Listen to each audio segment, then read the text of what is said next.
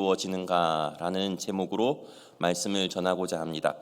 팀 켈러 목사님 아시는 분들은 많이 계실 줄 아는데요. 그분의 글 가운데 일은 종류에 상관없이 고귀하다라는 약간의 소제목으로 있는 내용을 한번 읽어드리도록 하겠습니다. 고대 그리스도인들은 노동을 축복으로 보지 않았다고 합니다. 특히 아리스토텔레스는 굳이 일을 하지 않아도 살아갈 능력이 되는 상태야말로 진정 가치 있는 삶의 첫 번째 요건이라고 하기까지 했습니다. 즉 그리스 철학자들은 인간이 일상의 일에서 벗어나 사색과 명상에 충실할 수 있으면 신의 경지에 이를 수 있다고 본 것입니다. 그들은 노동을 최상의 삶을 가로막는 장애물로 치부하기도 했습니다. 게다가 그들은 이 땅에 사는 한 노동이 필수적이란 점은 잘 알고 있었지만 모든 일이 동등하다고 생각하지는 않았습니다. 몸이 아니라 정신에 관련된 일이 더 고상하다고 믿었기 때문입니다. 그러나 성경의 시각은 전혀 다릅니다. 손으로 하는 일이든 머리로 하는 일이든 모든 일은 인간의 존엄성을 상징하는 증표로 본다고 합니다. 특히나 창세기 1장에서는 오로지 사람만이 일, 곧 직무를 맡았다라고 이야기를 하고 있습니다. 식물과 동물은 그저 충만하고 번성하라는 명령만 받았을 뿐 유독 인간은 명확하게 이를 부여받았다는 것입니다. 세상을 정복하고 다스리라는 지시를 받았습니다. 즉 인간은 창조주의 형상대로 지음받았기에 창조 세계를 관리하는 청지기 역할을 맡게 된 것입니다. 그러므로 일 자체가 존엄할 뿐 아니라 모든 종류의 일이 고상하다라고 이야기를 하고 있습니다.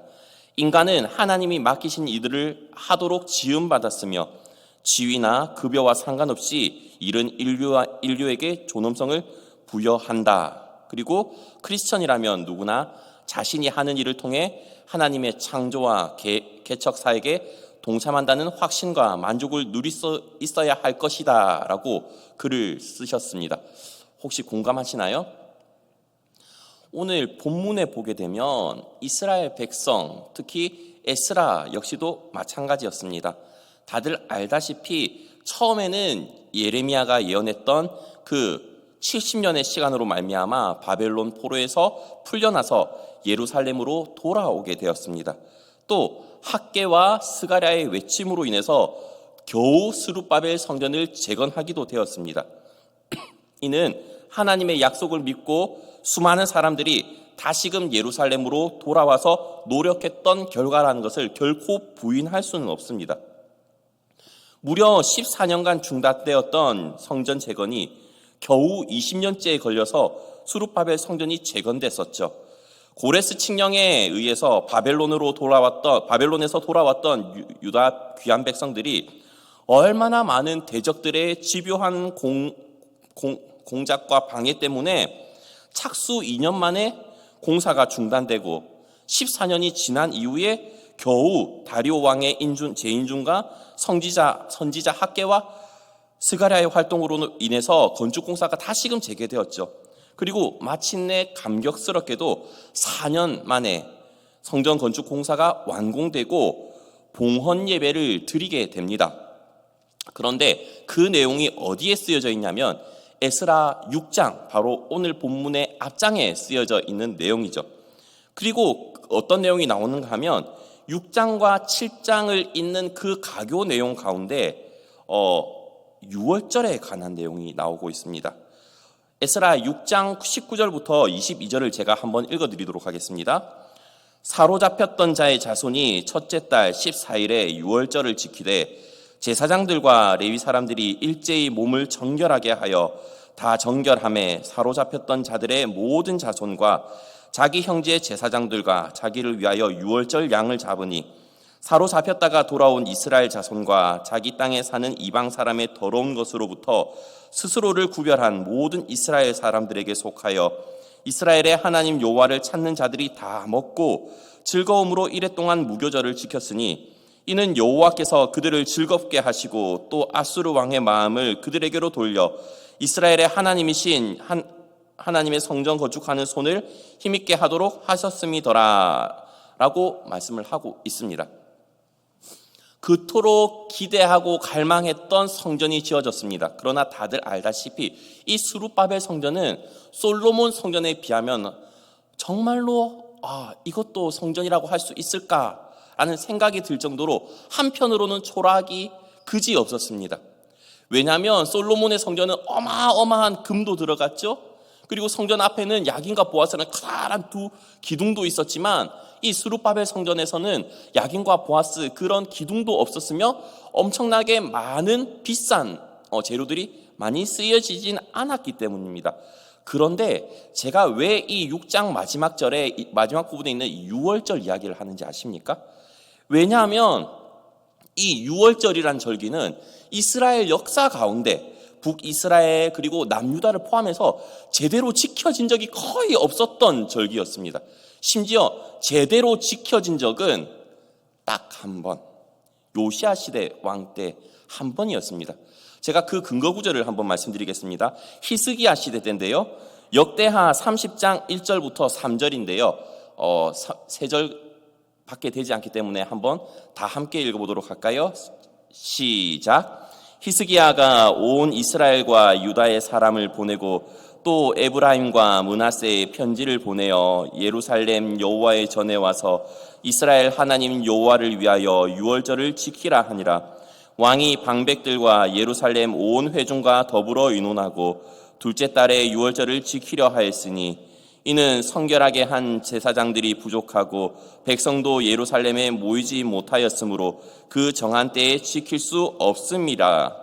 그리고 15절 그리고 16절인데요. 이것도 한번 다 같이 읽어볼까요? 시작. 둘째 달 14째 날에 유월절 양을 잡으니 제사장과 레위 사람이 부끄러워하여 성결하게 하고 번제물을 가지고 여호와의 전에 이르러 규례대로 각각 자기들의 처소에 서고 하나님의 사람 모세의 율법을 따라 제사장들이 레위 사람의 손에서 피를 받아 뿌리니라. 히스기야가 이제 하나님 앞에 온전하게 그나마 마음에 합한 사람 왕으로서 3명 가운데 포함이 되거든요. 그런데 그 히스기야라는 왕조차 하나님 앞에 유월절을 드리고 싶었지만 제대로 준비가 되지 않아서 원래 첫째 달 14일에 드려야 되는 이 유월절 절기가 제사장들도 부족하고 사람들이 전혀 준비되지 않았기 때문에 한 달 뒤에 이게 절기가 지켜지는 것을 볼 수 있지 않습니까? 그리고 열왕기하 23장 21절부터 23절은 그 뒤에 있었던 요시야 왕 때인데요. 제가 한번 천천히 읽어드리겠습니다.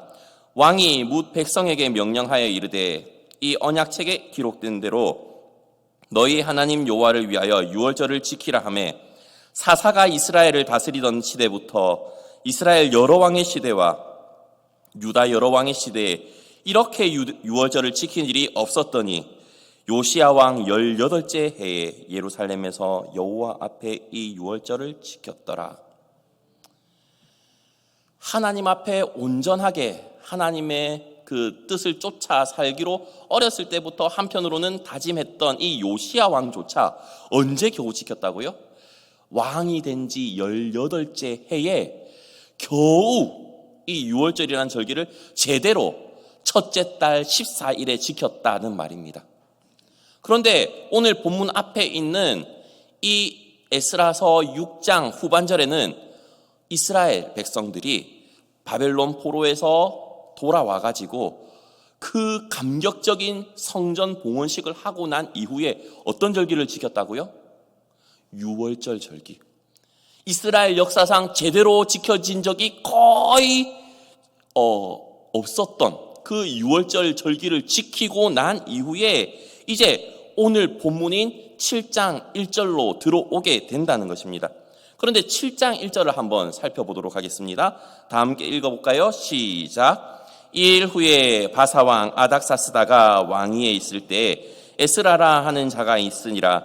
그는 스라야의 아들이요 아사랴의 손자요 hil기야의 증손이요 라고 하면서 이제 족보 이야기가 또 나오기 시작합니다. 이제 머리가 아파지기 시작하시죠? 근데 그 부분은 제가 주님의 은혜로 읽지 않도록 하겠습니다.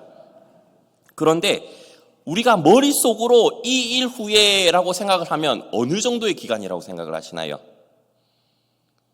뭐 길게 잡아봤자 몇 달, 그죠? 1, 2년, 생각하실 수가 상당히 많은데요. 엄청난 기간을 두고 한참 있다가 2일 후에라고 하면서 에스라가 이제 사람들을 바벨론에서부터 이제 예루살렘으로 오고 있다는 것을 알 수 있습니다. 그리고 이 에스라서 7장이 중요한 이유가 무엇이냐면 우리가 읽고 있는 책 이름이 뭐라고요? 지금? 에스라서. 그럼 이 에스라가 언제쯤 등장해야 원래 맞을까요? 보통은 1장이잖아요. 하나님께서 이 에스라를 부르신 이유가 그는 원래 이 족보 이야기가 먼저 1장 1절부터 나와가지고 이 사람을 들어서 쓰시는데 그 이유가 그 때문이다 이렇게 하면서 나와야 되는데 이 에스라 등장이 7장에 나오고 있습니다. 1장부터 6장까지는 성전 재건이라는 주제를 다루고 있다고 하면 이 에스라가 등장하는 7장부터 10장까지는 공동체 재건이라는 주제로 이어지고 있습니다.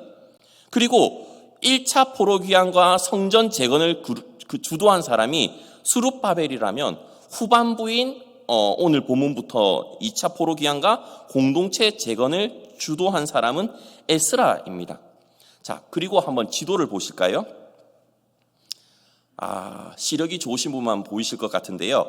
자, 지도 화면에 보면 1차 포로귀환이 주전 536년에 이루어진 반면 2차 귀환은 주전 458년에 이루어졌다고 보이시나요? 혹시? 시력이 좋으신 것 같습니다. 그리고 제가 성전 재건이 몇 년도에 이루어졌다고 했습니까? 516년. 지도를 계속해서 보시면 516년에서 2차 포로 기간이 458년입니다. 한 60년 가까이 차이가 나죠? 그죠? 1차 포로기한과 2차 포로기한 사이에 78년의 시간이 걸리고 성전 재건이 된 516년과 거의 58년 만에 2차 귀환이 이루어진 셈이라는 것입니다.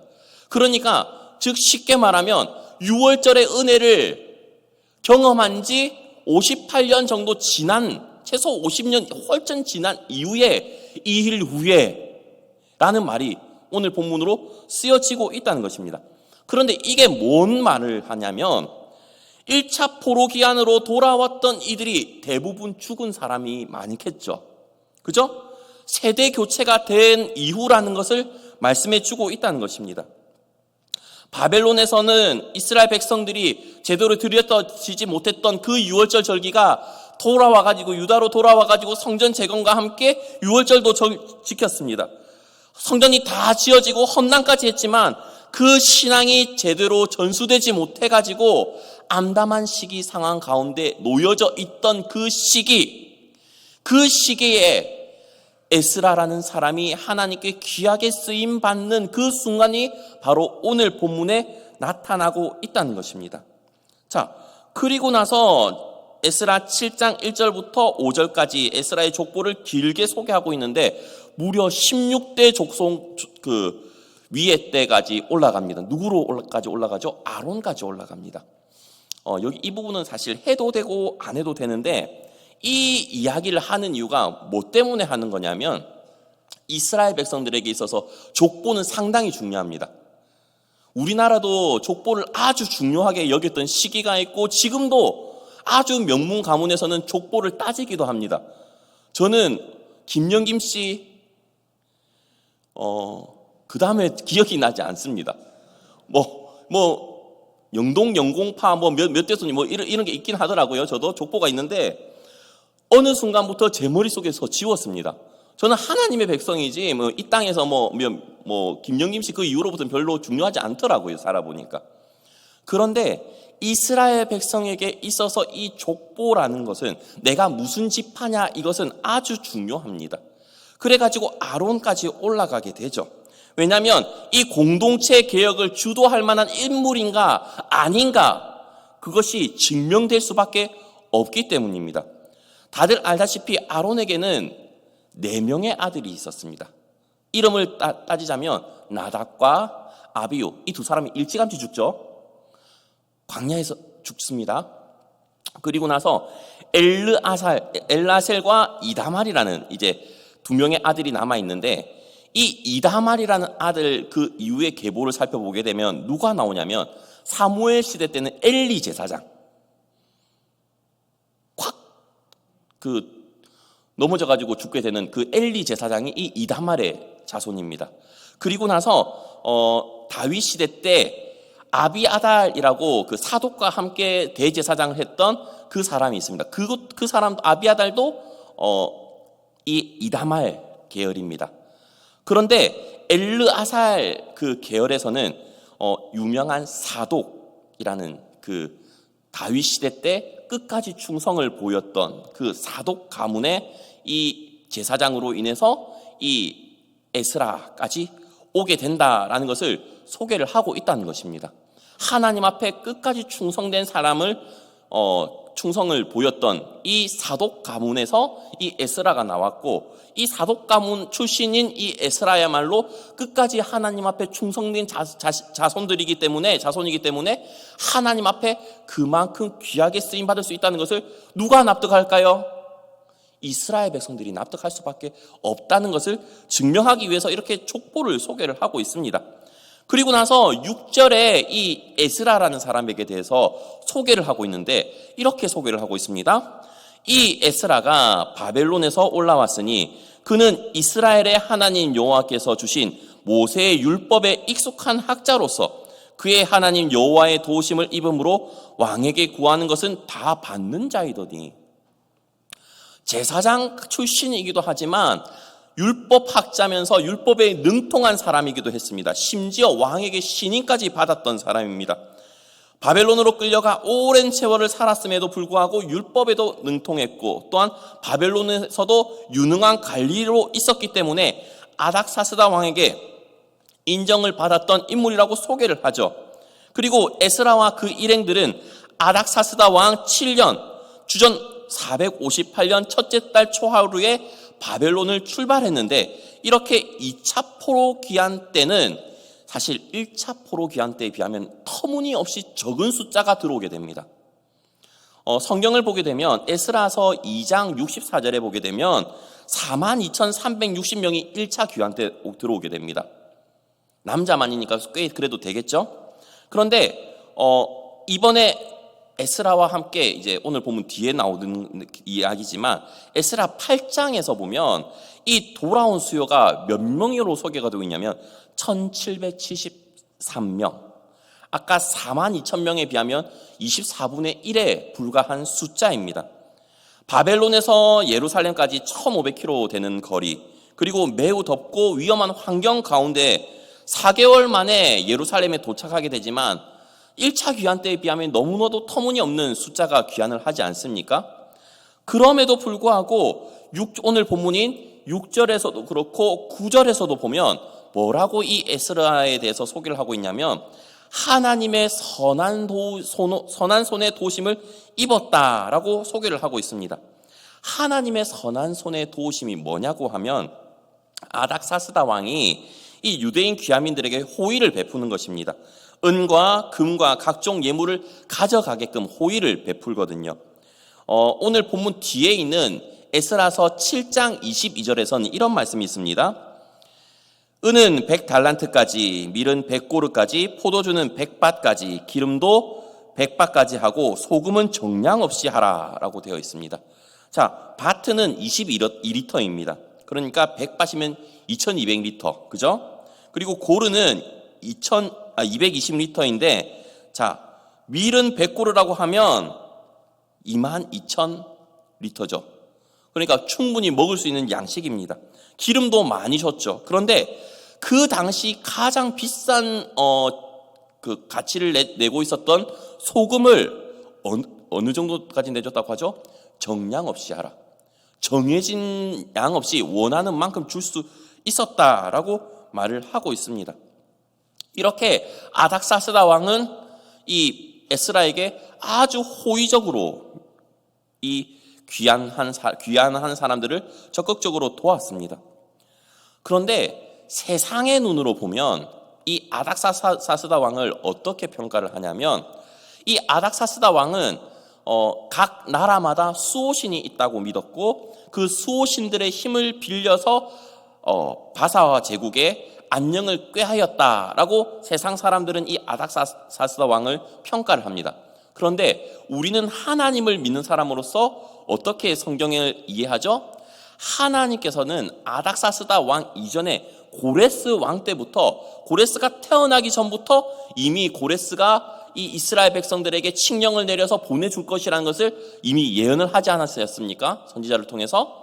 그렇게 하나님께서는 이미 모든 것들을 그 계획 아래에 주도하고 계시다라는 것을 우리는 믿습니다.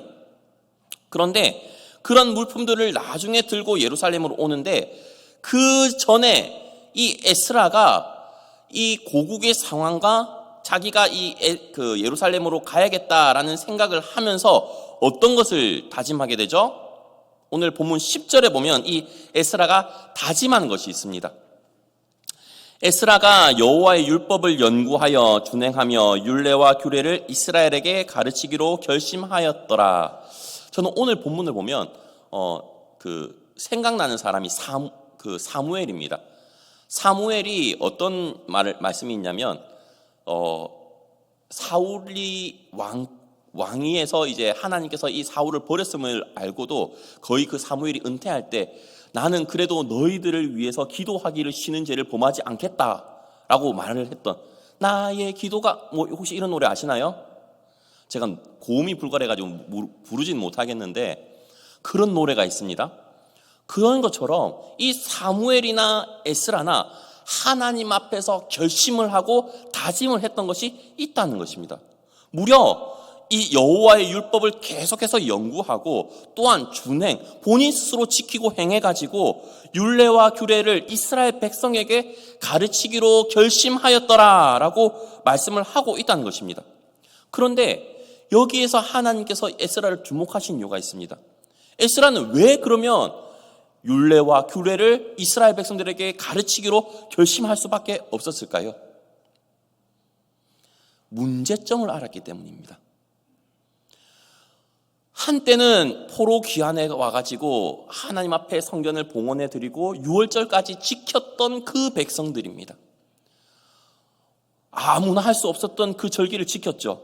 왕 때도 못했던 그 절기를 지켜 행했음에도 불구하고 왜 그것이 아름다운 전통으로 이어지지 못하고 신앙의 정수가 되지 못했는가라는 것을 곰곰이 생각해 보니까 뭐가 부족했기 때문이죠?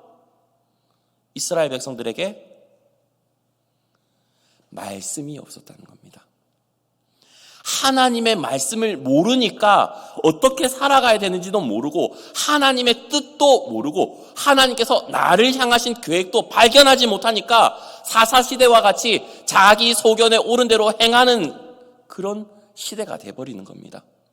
그런데 에스라가 생각하기로 이 백성들이 하나님의 말씀만 제대로 알면 돌이키고 하나님께로 돌아올 거라는 확신이 있는 겁니다. 호세아 시대 때도 하나님은 말씀하시지 않습니까? 너희가 나를 알지 못하기 때문에 망하는도다. 알면 안 망할 건데 모르니까 망한다라고 말을 해도 이 호세아 시대나 우리 시대나 뭘 안 하죠? 성경을 안 읽습니다. 물론 우리 교회는 성경을 필사하고 계시는 수많은 중직자분들이 계시죠. 그런데 이 말씀을 모르는 게 문제점이다라고 생각을 해가지고 이 이스라엘 백성들에게 율례와 규례를 가르치기로 결심했던 사람이 바로 에스라 아닙니까? 신앙의 열정은 갈수록 식어져 가고 항상 주위 나라에서 주위 족속들이 이 이스라엘 백성들을 공격하니까 패배의식에 젖어져 있고 그리고 좌절감 속에서 살아가고 있는 이 백성들에게 아니다, 우리는 하나님이 우리와 함께 하시는 민족이다. 그리고 하나님이 언제나 우리와 함께 하시기 때문에 우리는 능히 이길 수 있다라는 것을 말씀으로써 가르치기로 결심을 하기로 다짐했던 사람이 바로 에스라 아닙니까? 그전까지는 단순히 제사장을 통해서 제사를 드리고 내 죄 사해 주시니 감사합니다라는 것에서 만족했던 이스라엘 백성들이라면 이 에스라가 오늘 본문에 나오는 7장 10절의 이 다짐으로 말미암아 말씀으로서 세워져 가는 공동체가 되기로 결정되는 순간이 바로 오늘 본문의 이 순간을 기점으로 이루어지고 있다는 것입니다. 하나님의 말씀이 바로 선포되어야 그 공동체는 살아날 수가 있습니다. 그것이 공동체를 회복시키는 가장 첫걸음이기도 합니다. 제가 여러 번 말씀하고 있고 이제 부서에서도 강조하고 있는 것 가운데 하나가 뭐냐면 교회의 표지입니다. 이것이 있어야 교회의 표지입니다. 물론 코로나 시대 때 제대로 지켜지지 못했던 부분도 있습니다. 교회의 표지가 뭐냐 하면 하나님 말씀이 온전히 선포되는 것, 그리고 올바른 성례가 시행되는 것. 성례는 알다시피 세례식과 성찬식을 함께 성례라고 표현을 합니다. 그리고 마지막 하나가 뭐냐면 권징의 올바른 시행, 성도들을 권면하고 잘못했으면 징계하는 것. 그것이 다 있어야 뭐라고요? 교회다 하는 겁니다. 그것이 다 있어야 교회가 건강하게 서나간다라는 것을 말씀해 주고 있죠. 그 가운데 에스라는 이 이스라엘 백성들에게 가장 필요한 게 무엇이다라고 생각을 했던 거죠? 말씀이다. 말씀이 우리 안에 심겨지고 새겨지면 그것이 힘이 되고 능력이 된다는 것을 아마 우리 모든 성도님들이 공감을 하실 것입니다. 오늘 본문을 준비하면서 옥하는 목사님이 예전에 하셨던 그 이야기가 생각이 났습니다. 교회갱신협의회라고 혹시 아실 분들은 아실 텐데요. 목사님들 목회자분들을 모아놓고 세미나를 하시는 겁니다. 그 가운데 있었던 예화입니다. 다들 알다시피 사랑의 교회가 한참 부흥할 때 그 옆에 교회에서 스님이 정말 궁금했다고 합니다. 똑같은 종교지 않습니까? 그런데 바로 옆에 있는 교회는 날로 사람이 많아지고 심지어 매일매일 모이고 매일 새벽부터 뭐 하는지는 모르겠는데 사람들이 들락달락 거리는데 저는 휑하니까 궁금하지 않겠습니까? 안 궁금하신가요? 옆에 내가 치킨집 가게 사장인데 똑같은 치킨집이 너무 잘 된다. 그럼 거기 가서 한번 맛보고 싶지 않으세요? 비법이 그만큼 좋으세요? 그러니까 그 스님이 그 사랑의 교회를 탐방을 가본 겁니다. 탐방을 가보니까 뭘 하고 있냐 하면 제자훈련이라는 걸 하고 있더랍니다. 그래가지고 그 스님이 뭘 결심했냐면 에스라처럼 결심한 게 있습니다. 나도 설법을 가르쳐야겠다. 그래가지고 그 스님이 설법을 가르쳤는데 그날로부터 절이 부흥하더랍니다. 대부분 그 절에 다니시는 분들도 뭔 말인지 모르고 엎드리시지 않습니까? 다 알고 하십니까? 그냥 선행하고 이렇게 하면 잘 살겠지 이렇게 하시는 것 아닙니까? 저는 그렇게 알고 있는데 진짜 신앙이 좋으신 절에 다니신 분들은 잘 모르겠지만 말입니다. 그런데 진리가 아닌 절에서도 가르침을 통해서 부흥이 일어나고 각성이 일어난다고 한다면 정말로 진리의 말씀인 성경이 선포되고 하나님의 말씀이 선포되는 교회가 바로 서 나가는 것은 어떤 걸까요? 당연한 이치 아닐까요? 에스라는 그것을 알 수 있었다는 겁니다. 그래서 우리는 오늘 본문을 통해서 알 수 있는 것이 있습니다. 첫 번째는 그겁니다. 하나님의 일은 하나님의 말씀과 함께 이루어진다는 것입니다.